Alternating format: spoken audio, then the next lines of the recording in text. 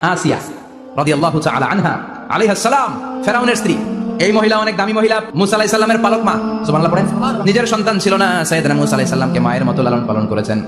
গোপনে গোপনে মুসা আলাইহিস সালামের উপর ঈমান এনেছেন। গোপনে গোপনে রাত্রিবেলা তাহাজ্জুদ করে চোখের পানি ছেড়ে চাইতেন কার কাছে?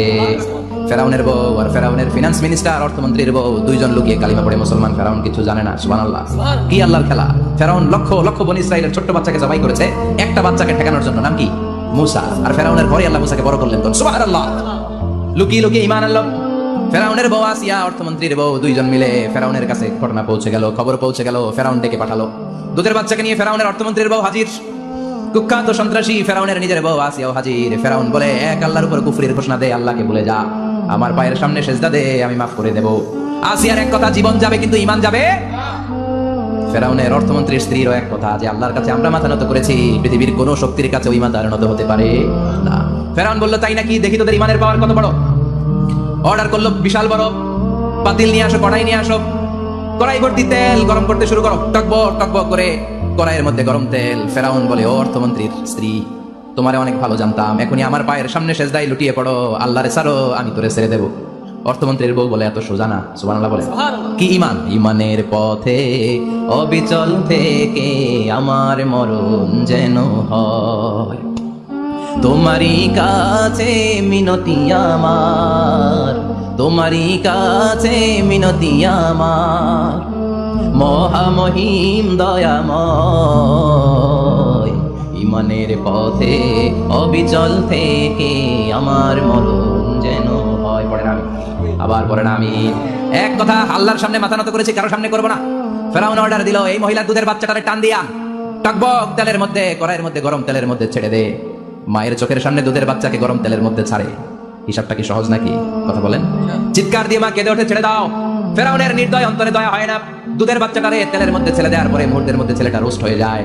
কিন্তু ছেলেটা হাত উঁচু করে ডেকে বলে, মা ভয় পেও না, তোমরা দেখো টকবগে কড়াইয়ের ভেতরে তেল, আসলে মা এটা আগুন না, এটা জান্নাতের বাগান। ও মা, ফেরাউনের দিকে তাকাস না রে মা, আমার মতো দৌড় দিয়ে তেলের মধ্যে ঝাঁপ দে। আল্লাহু আকবার। ফেরাউনের অর্থমন্ত্রীর বউয়ের ঈমান দ্বিগুণ হয়ে যায়, তিনগুণ হয়ে যায়। সে বলে, ফেরাউন, গোটা পৃথিবীটারে এক পাশে করতে পারবি, কিন্তু আমার মাথাটা তোর পায়ের সামনে নোয়াতে পারবি? ফেরাউনের অর্থমন্ত্রীর ওই স্ত্রীকে বাচ্চার পরে ওই তেলের মধ্যে ঠেলে দেওয়া হলো। ওই মহিলাটাও রোস্ট হয়ে যায়। বাকি রইল ফেরাউনের বউ আসিয়া। কি নাম?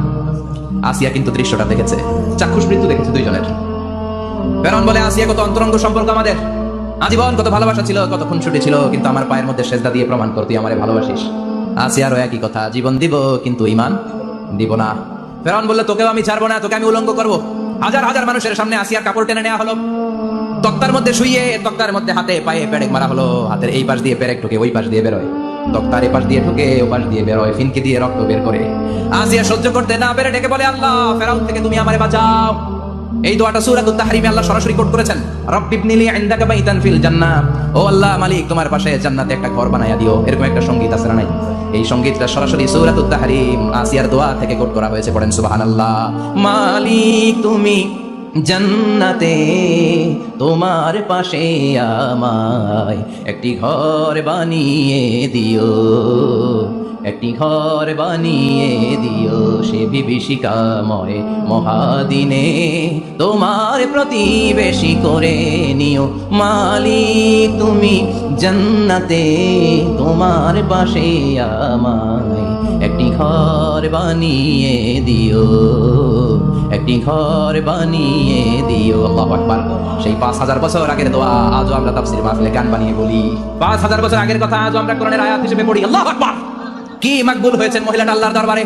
আল্লাহরে বললেন, আল্লাহ, শুধু তোমার ইবাদতের কারণে আজকে আমার এমন দশা উলঙ্গ হওয়া লাগলো, আমার হাতে পায়ে পেরেক ঠোকা হলো, আল্লাহ এখন গরম তেলের মধ্যে ছেড়ে দেয়া হবে, তুমি বাঁচাও। আল্লাহ বললেন, জিব্রাইল, আমার জান্নাতটারে আসিয়ার চোখের সামনে তুলে ধর। আমার আসিয়া দুনিয়ার বুকে থেকে জান্নাত দেখে দেখে আমার মেহমান হয়ে আমার কাছে আসবে। আসিয়াকেও গরম তেলের মধ্যে ফেলে দেয়া হলো।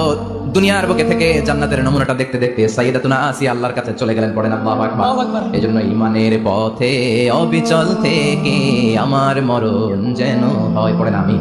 তাহলে আসিয়ার জীবনী থেকে আমার মায়েদের জন্য শিক্ষা হলো, ঈমান ছাড়া যাবে না, বেঈমান হয়ে মরা যাবে না, মাজারে গিয়ে মুশরিকাদের কাতারে নাম তোলা যাবে। ওই মায়েরা ঈমান কেমন করে রক্ষা করবেন? ঈমান কত বড় দামি জিনিস। ঈমান একজন নারীর মর্যাদা আল্লাহর কাছে কত বাড়িয়ে তোলে। আসিয়ার জীবনে এই শিক্ষাটা আছে না নাই? কথা কম বোঝা যায়, বোঝা যায়।